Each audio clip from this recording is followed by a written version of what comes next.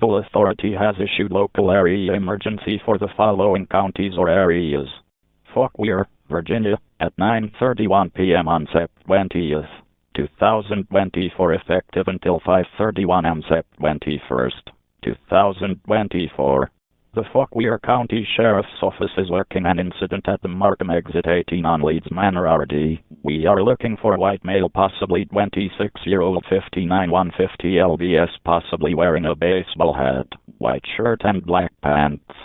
The subject may have sustained injuries from a traffic crash. If you see anything suspicious, please call 911 and avoid the area.